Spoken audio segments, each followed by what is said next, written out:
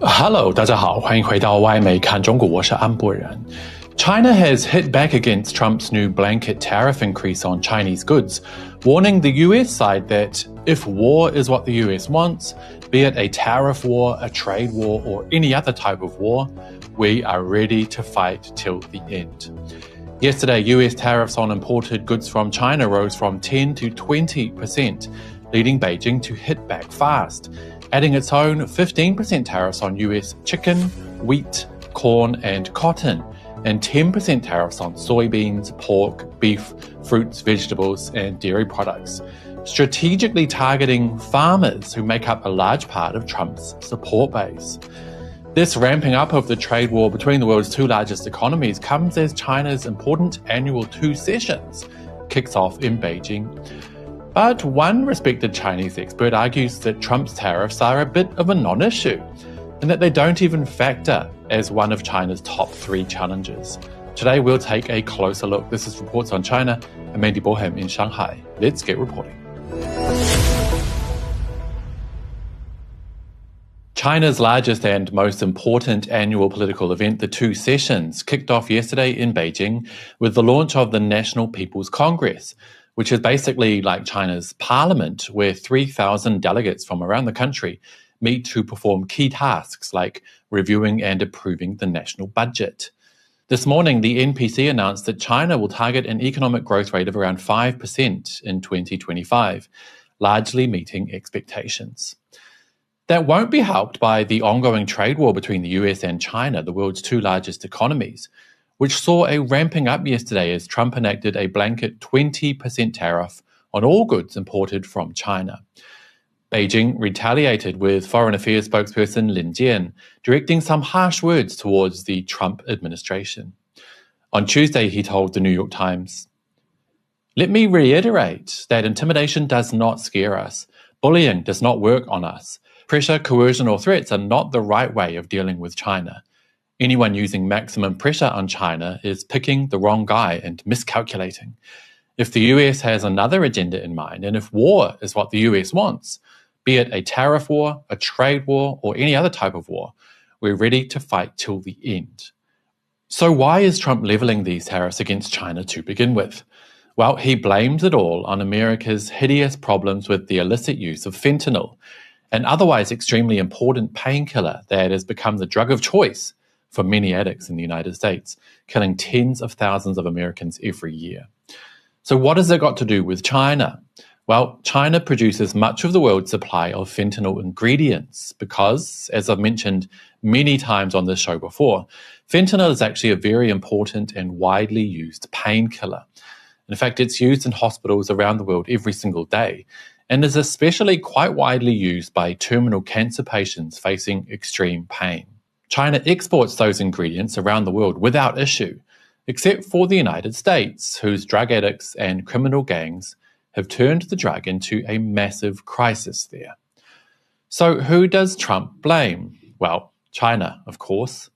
As Lin Jian mentioned yesterday, China has already gone above and beyond to help the US deal with its drug issues, including being the only country in the world to schedule those ingredients, which basically means that they become controlled by law.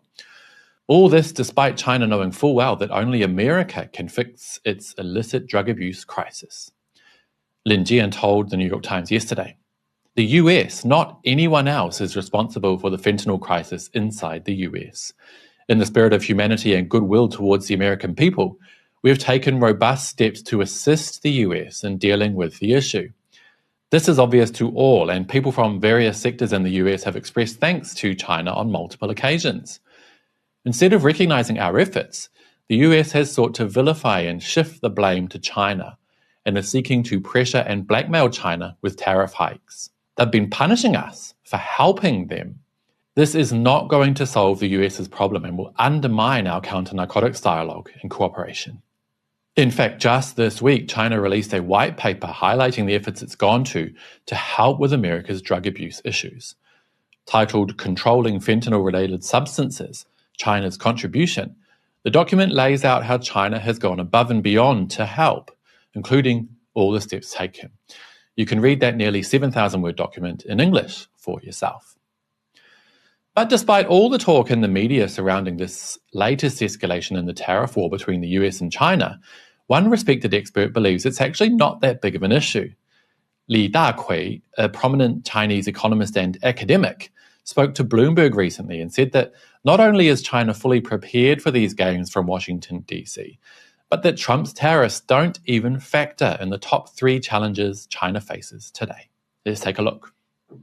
Well, let me be very frank, okay? I strongly believe this time around, tariff is no longer a big issue. I would even, if you give me an order of 3 top issues in China or challenges in China, I don't even put top 3, even among the top 3, the tariff from President Trump. In fact, the whole economy was preparing for 40% or even 60% of tariff hike from President Trump. Now he's only imposing 10%. Of course, there are indirect tariff upon Chinese products from Mexico, from Canada, from Europe. But overall, it's still smaller than people anticipated. It's smaller than the year of 2018. So this time around, the Chinese economy is fully prepared. I do not think the tariff is a big issue. The way to deal with tariff is the same as deal with the other issues in Chinese economy, that is to boost domestic consumption. And on this issue, there's already tremendous discussions, and also a lot of policies will be implemented down the road.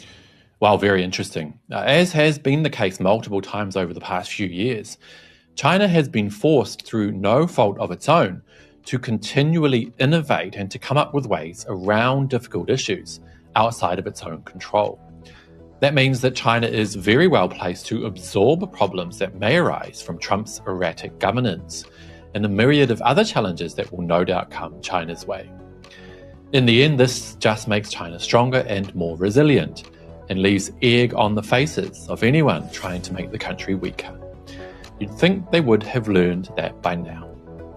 Anyway, on that note, guys, that will be it for today. But as always, I'd love to hear your thoughts. Do you think Trump's tariffs will really have any effect on China's economy? And what will it take for the US to realize that its drug abuse problem can only be solved at home? Let me know down below, and don't forget to hit like and subscribe if you haven't already. It really does help the channel. I'll see you all next time. Bye-bye.